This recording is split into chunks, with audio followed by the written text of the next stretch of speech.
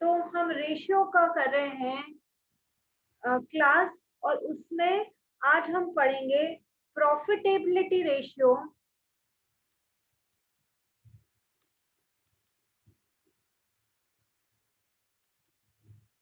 और income ratio.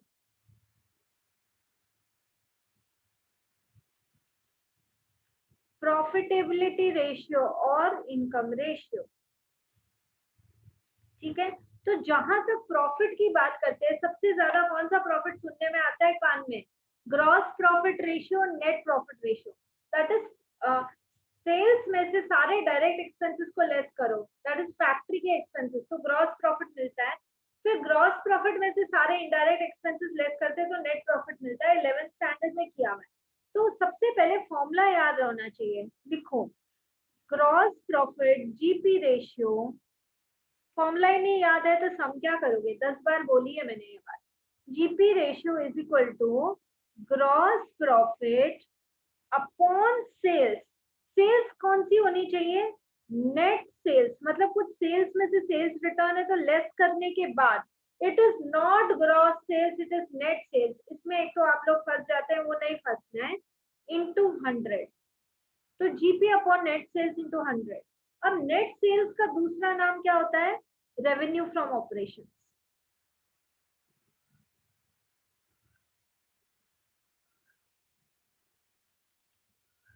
ठीक है। GP ratio is equal to gross profit upon net sales into 100। अच्छा, gross profit कैसे ढूंढा जाता है? तो अभी हम लोग ने बोला जो भी रेवेन्यू फ्रॉम ऑपरेशंस है उसमें से सारे cost of revenue from operations को लेस कर दो, तो आपको क्या मिलेगा? ग्रॉस प्रॉफिट मिलेगा। दैट इज आप परचेजेस को लेस करो, opening inventory add purchase less closing inventory, और उसमें है ना डायरेक्ट एक्सपेंसेस वगैरह सब ऐड करो, जैसे कैरियज, वेजेस, ये सब ऐड करो। तो how do you get GP? GP कैसे मिलता है? Sales minus cost of sales. और कॉस्ट ऑफ सेल्स का फॉर्मूला हम लोग पहले कर चुके हैं। ओपनिंग स्टॉक या opening inventory add purchase less closing stock and add direct expenses. और उस डायरेक्ट एक्सपेंसेस में क्या आता है? Carriage, wages etcetera.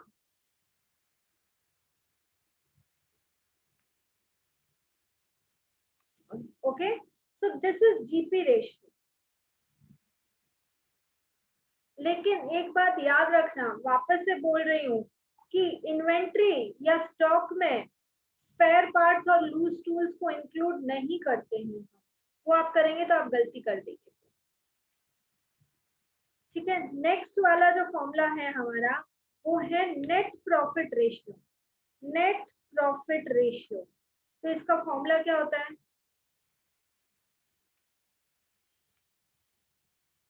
बहुत सिंपल सा है। Net profit upon net sales into 100।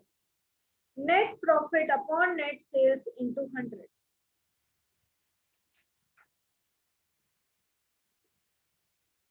और नेट प्रॉफिट कैसे हम लोग फाइंड आउट करेंगे?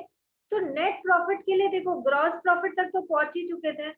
Gross profit that is sales minus cost of sales करके ग्रॉस प्रॉफिट निकाला था। तो नेट प्रॉफिट के लिए gross profit minus indirect expenses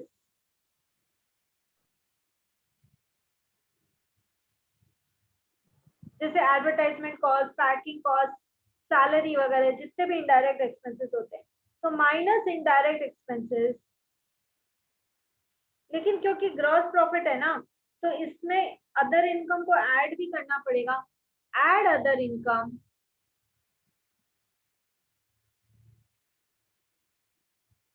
and tax को पे करते हैं, तो फिर जो बचता है वही तो नेट प्रॉफिट होगा। तो टैक्स को भी माइनस करना है, minus tax.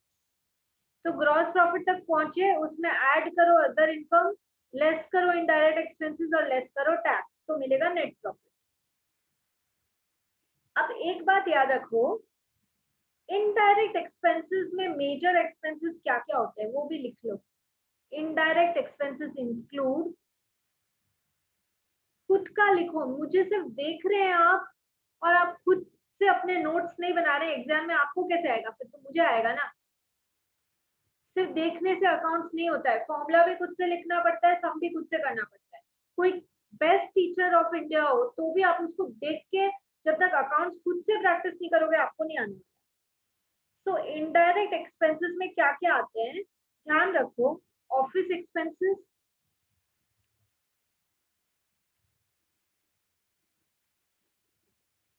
Office expenses plus selling expenses,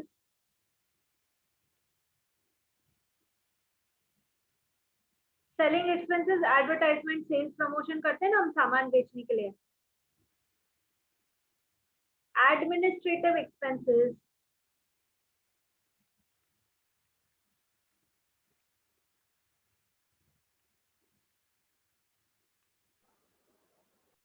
finance cost, that is हमने खुद को फाइनेंस किया तो इंटरेस्ट वगैरह, फाइनेंस कॉस्ट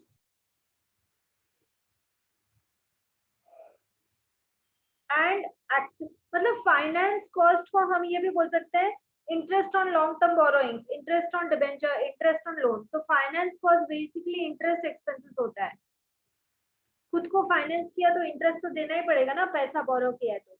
और कई बार क्या होता है एक्सीडेंटल लॉसेस भी होते हैं, loss by fire, loss by theft, loss by flood, तो वो भी इनडायरेक्ट एक्सपेंसेस में आते हैं। तो ऐड करो इसमें accidental.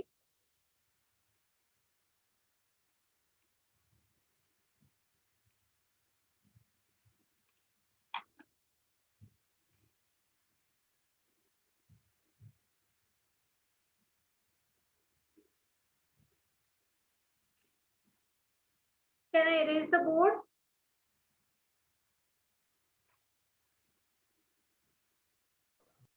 Just 2 minutes. Yes, miss.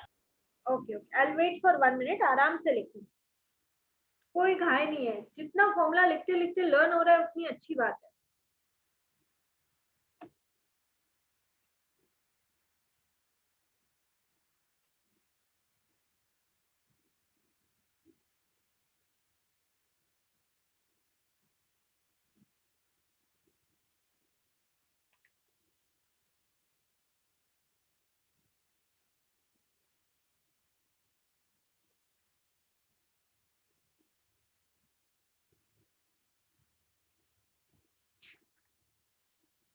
हाँ मिस हो गया। हो गया? Children can I erase? Yes, miss. Okay Yes. ठीक है, एक दो सम करते हैं, सम देखते हैं कि कितना समझ में आया आपको।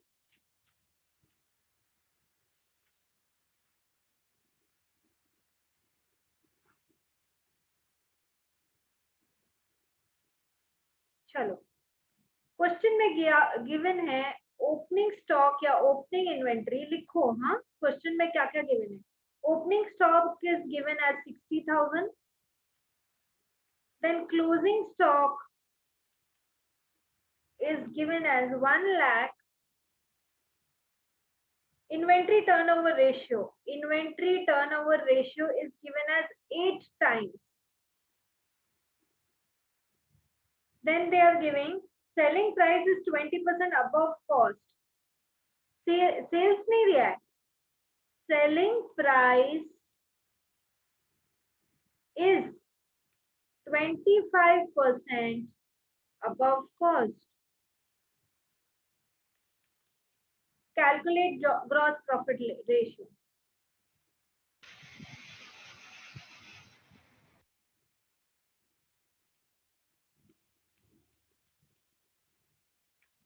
मुझे पता है GP ratio is equal to GP upon sales into 100। ना तो जीपी का ठिकाना है ना तो सेल्स का ठिकाना है ना। तो अभी क्वेश्चन ये उठता है स्टार्ट कैसे करूं, ये तो बड़े अच्छे से मुझे पता है। GP ratio is equal to gross profit upon sales into 100।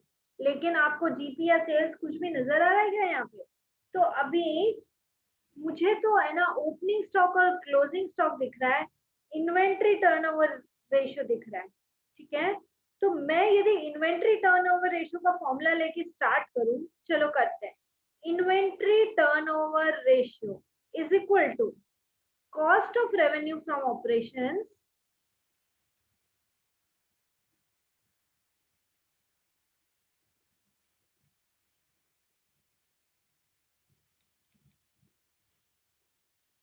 inventory turnover ratio is equal to cost of revenue from operations upon average inventory. Average inventory तो मैं निकाल सकती हूँ, मेरे पास ओपनिंग इन्वेंट्री है, क्लोजिंग इन्वेंट्री है।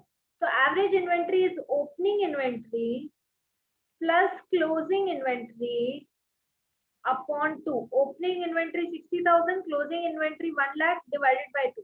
तो 1,60,000 डिवाइडेड बाय 2, एवरेज इन्वेंट्री तो मुझे मिल गया 80,000। डालो उसको 80,000। और inventory turnover ratio 8 times question में गिवन है, तो यहाँ 8 टाइम्स इसको डालो। तो cost of revenue from operations ढूंढना है, तो क्रॉस मल्टीप्लाई करो average inventory into inventory turnover ratio. So 80,000 into 8 कितना होता है? 6,40,000 is equal to cost of revenue from operation. यहां तक नहीं समझ में आया? रोको मुझे। समझ में आया बेटा? हाँ। Okay, 6,40,000 cost of revenue from operations लिखा। अब इसने क्या बोला है? Selling price is 25% above cost. Selling price is 25% above cost. इसका मतलब क्या है, पहले तो ये बताओ। कॉस्ट कितनी है? कॉस्ट 6,40,000। तो मैं बोलूंगी cost plus profit is equal to selling price. तुम बोल रहे हो कि कॉस्ट है में 6,40,000, प्रॉफिट कितना है? यदि वो बोल रहा है selling price is 25% above cost, profit कितना है? 25% ऑन कॉस्ट। कितना होगा? 1,60,000। कैसे किया? बोलो।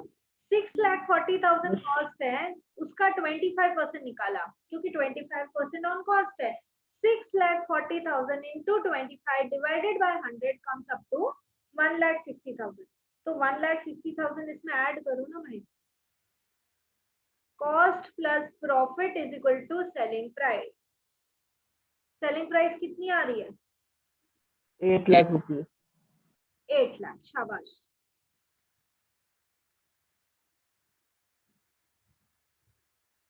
ओके, अब जीपी रेशियो फाइंड आउट करना है। प्रॉफिट हाथ में, सेल्स हाथ में। अब क्या प्रॉब्लम है? सीधा डालो, GP ratio is equal to gross profit upon sales into 100। तो ग्रॉस प्रॉफिट मेरे को मिल चुका है 1,60,000। सेल्स है 8 lakh into 100। 1,60,000 divided by 8 lakh into 100। GP कितना मिल रहा? 20 व्हाट? पूरा बोलो।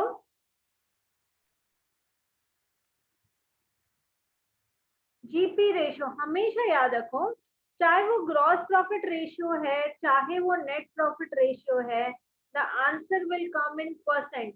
पूरा बोलो 20%। कोई रेशियो ऐसे होता है 2:1, ठीक है, रेशियो में जाता है। कोई रेशियो परसेंटेज में आता है। तुमको वो ध्यान रखना पड़ेगा कि जो भी प्रॉफिटेबिलिटी रेशियोज होते हैं उसका आंसर हमेशा परसेंटेज में आता है। I will wait for a minute and then we continue. आप आराम से लिखो नोटबुक में।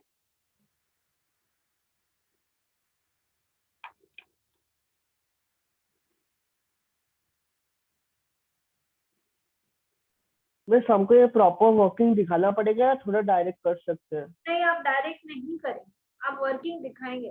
आप यदि डायरेक्ट जंप मारेंगे, हमको क्या पता आपने खुद से किया है, बाजू वाले से कॉपी किया है, how do we know? Examiner को कंफ्यूज क्यों करना है? उसके लिए हर चीज इजी करना है, हर स्टेप का आंसर होता है।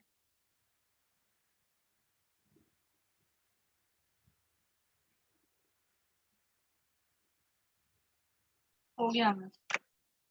ओके एंड समझ में आया कि नहीं, that is very very important. नहीं समझ में आया तो बोलना है कि नहीं समझ में आया। चलिए अब एक क्वेश्चन करते हैं और देखो क्वेश्चन में आपको दिया है सेल्स या revenue from operations is given as 2 lakh, gross profit given है क्वेश्चन में, gross profit is 75,000, office expenses 15,000, selling expenses 26,000, interest on debenture, interest अभी बताया था, इंटरेस्ट कौन सा एक्सपेंस होता है बताओ? फाइनेंस कॉस्ट को इंटरेस्ट भी बोलते हैं। Interest on debenture is, debenture या लॉन्ग टर्म लोन पे इंटरेस्ट देंगे तो उसको फाइनेंस कॉस्ट बोलेंगे, दैट इज 5,000। एक्सीडेंटल लॉसेस, ये भी तो आखिरकार तो एक्सपेंस ही हुआ।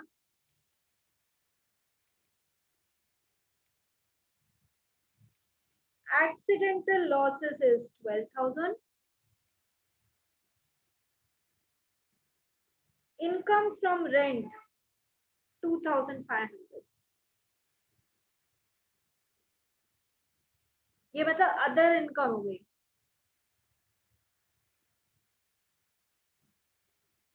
Income from rent 2,500.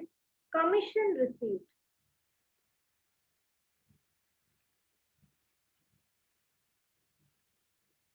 Commission received is 2,000. ठीक है, अब ये सब देख के आपको फाइंड आउट करना है नेट प्रॉफिट रेशियो। तो फॉर्मूला तो हम सबको आता है, net profit ratio is equal to net profit upon sales या नेट सेल्स इनटू 100। पहले नेट प्रॉफिट तो निकाल लें। देखो सेल्स इसने जो है वो रेवेन्यू फ्रॉम ऑपरेशन, राइट? तो सेल्स रेवेन्यू फ्रॉम ऑपरेशंस मेरे को डायरेक्टली 2 लाख गिवन है, तो वो यहाँ नेट सेल्स में मैं 2 लाख ही डालूंगी। लेकिन व्हाट अबाउट नेट प्रॉफिट? तो ग्रॉस प्रॉफिट में से ग्रॉस प्रॉफिट तक पहुंच चुके हैं, जो भी एडिशनल इनकम है, अदर इनकम है, उसको आप करिए ऐड, और जो ऑफिस एक्सपेंसेस है, सेलिंग एक्सपेंसेस है, interest on debenture, accidental losses है, उसको आप करो लेस, तो आपको मिलेगा नेट प्रॉफिट। तो आप खुद से ही मुझे करके डायरेक्ट फिगर दो, 75,000 ऐड 4,500 हुआ ना, ये अदर इनकम, वो ऐड करो और लेस करो ये सारा 15, 26, 5, 12, क्योंकि ये सब इनडायरेक्ट एक्सपेंसेस है। तो आपको फाइनली ग्रॉस प्रॉफिट के बाद नेट प्रॉफिट कितना मिलता है, please tell me? 75,000 plus 2,500 plus 2,000 minus 15,000 minus 26,000 minus 5,000 minus 12,000. How much is it, children? Miss 21,500. Okay. तो फिर मुझे नेट प्रॉफिट मिला 21,500। अब कैलकुलेट करो net profit 21,500 upon net sales 2 lakh into 100 कितना होता है? Net profit ratio find out करके बताओ।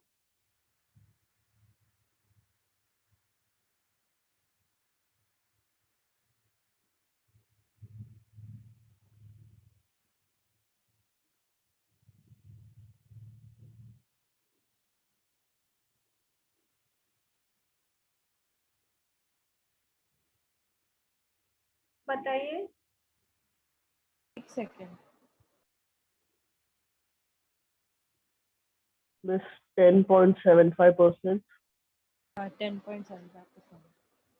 Okay, so it is 10.75%. अब मैं एक बहुत इंपॉर्टेंट टॉपिक टच कर रही हूँ, आपके वाइवा में भी पूछ सकता है, थोड़ा सा इधर ध्यान देना। 12th के एग्जाम में 80 मार्क्स का पेपर, 20 मार्क्स का वाइवा, ठीक है। अभी देखो, ऑपरेटिंग प्रॉफिट, एक वर्ड मैं बोल रही हूँ, operating profit, net profit, gross profit किया अभी तक। अब तीसरे पे आ रहे हैं हम, ऑपरेटिंग प्रॉफिट रेशियो। तो पहले ऑपरेटिंग प्रॉफिट क्या होता है वो समझो। Operating profit is equal to net profit before tax. Net profit लेना है सबसे पहले, लेकिन बिफोर टैक्स, टैक्स को बिना लेस किए, net profit before tax plus non operating expenses या losses minus non operating income. करके बताऊंगी, एक हमसे तो समझ में आएगा। प्लस नॉन ऑपरेटिंग एक्सपेंसेस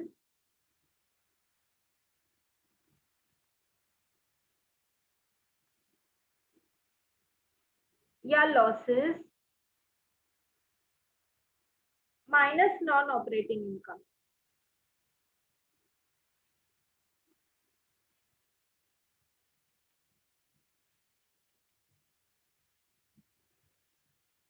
देखो, ऑपरेटिंग प्रॉफिट रेशियो का फॉर्मूला क्या होता है समझ जाओगे अभी खुद ही। Gross profit ratio GP upon sales into 100, net profit ratio NP upon sales into 100। तो operating profit ratio operating profit upon sales, that is revenue from operations into 100।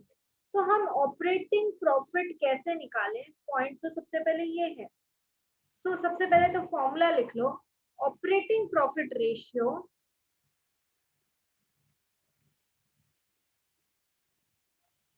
Is equal to operating profit. तुम लोग पूरा लिखना, operating profit upon sales into 100।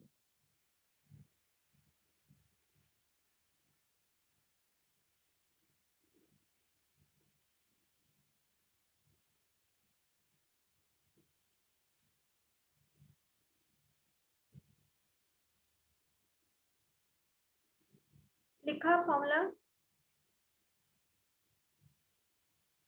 Miss, non operating expense और losses होता क्या है? हाँ, वही बता दी।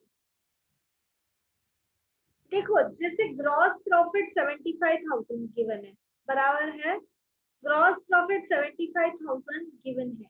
अभी तुम लोग को समझना पड़ेगा कि non operating expenses minus non operating income होता क्या है। तो सबसे पहले तो ये बात समझो कि क्या आग, जैसे कि एक्सीडेंटल लॉस है, ये क्या हमेशा ही लगती रहती है, हर साल लगती है तुम्हारे बिजनेस में? ऐसा तो नहीं होता है ना कि आग हर साल ही लगती रहेगी, ऐसा तो बिल्कुल भी नहीं है। तो इस बार, इस साल एक्सीडेंटल लॉस हुआ, लेकिन हर साल नहीं होने वाला है, तो उसको हटाओ, क्योंकि ये कोई रेगुलर आइटम नहीं है तुम्हारे बिजनेस का। उसका ये कहने का मतलब है। अब जैसे मैं बोलती हूँ ऑपरेटिंग इनकम, तो commission received is your operating income, जो कि 2000 है। ऑपरेटिंग प्रॉफिट का हम एक और फॉर्मूला बोल सकते हैं, gross profit plus operating income minus operating expenses. तो इस क्वेश्चन में मैं बोलूंगी ऑपरेटिंग इनकम क्या क्या हुआ। तो operating income is commission receive, खुद को चलाने के लिए मुझे, मतलब जो मैंने बिजनेस किया उसके अलावा मेरे को कमीशन रिसीव्ड मिला है, ठीक है। ये मेरा रेगुलर काम नहीं है कमीशन पे काम करना। और मेरा ऑपरेटिंग एक्सपेंसेस क्या होगा, ऑफिस एक्सपेंसेस लगेंगे ही, सेलिंग एक्सपेंसेस लगेंगे ही। तो ये तो ऑफिस एक्सपेंसेस और सेलिंग एक्सपेंसेस, यदि मैंने बिजनेस में लोन लेके भी पैसा नहीं डाला तो भी ये खर्चा तो होना ही होना है मुझे। यदि मैंने इंटरेस्ट, एक्चुअली मैं जो इंटरेस्ट पे कर रही हूँ, यदि ये मेरा खुद का पैसा होता तो मुझे इंटरेस्ट पे नहीं करना पड़ता। तो दिस इज, क्योंकि मुझे लोन लेके बिजनेस में पैसा लगाना पड़ा, मेरे पास कैपिटल की शॉर्टेज थी, इसीलिए ये मेरा खर्चा है। I am trying to find out यदि मैं खुद सेल्फ सफिशिएंट होती और मैं वो पैसा लाके बिजनेस में खुद से लगा देती तो मेरा इंटरेस्ट का खर्चा नहीं लगता और ये एक्सीडेंटल एक्सपेंसेस रोजमर्रा के खर्चे नहीं है, ठीक है। तो यदि मैं बोलूं कि आप चेक करिए ऑपरेटिंग इनकम क्या है मेरी, तो वो कमीशन रिसीव्ड है। एंड ऑपरेटिंग एक्सपेंसेस क्या है मेरे, तो सिर्फ इतने ही है, ऑफिस एंड सेलिंग। यदि इंटरेस्ट का खर्चा, यदि पैसा मेरे पास ही होता तो ना तो मुझे इंटरेस्ट का खर्चा देना था, और ये एक्सीडेंटल लॉसेस किसके हर दिन ही होते रहते हैं। तो मैं बोलती हूँ कि मैं बेस लेती हूँ ग्रॉस प्रॉफिट 75,000। बस मुझे कंफ्यूज हो रहा है। हाँ, एक ही मिनट मुझे फिनिश करने दो, फिर मैं एड्रेस करती हूँ तुम्हारा प्रॉब्लम। ग्रॉस प्रॉफिट लो 75,000, उसमें इनकम फ्रॉम रेंट नहीं, मेरा ऑपरेटिंग, मेरे को बिजनेस रेगुलर करते करते ये कमीशन रिसीव हुआ है, तो उसमें ऐड करो 2,000 commission receive, that is operating income, और माइनस करो ऑफिस एक्सपेंसेस और selling expenses, that is operating expenses. So operating profit is gross profit plus operating income minus operating expenses. तो एक बार इसको माइनस करेंगे, यदि ऑफिस और सेलिंग 20, 30, 41, 41 को लेस करो तो ये कितना मिलेगा, 75,000 प्लस 2 माइनस 41, 36,000। तो मेरा जो ऑपरेटिंग प्रॉफिट है वो मुझे मिला 36,000, मेरा सेल्स जो है वो है 2 लाख, इंटू 100 मैं यदि करूंगी तो मेरा ऑपरेटिंग प्रॉफिट रेशियो 18% मिलेगा। मुझे समझ में आ रहा है कि तुम लोग कंफ्यूज कहाँ हो रहे हो।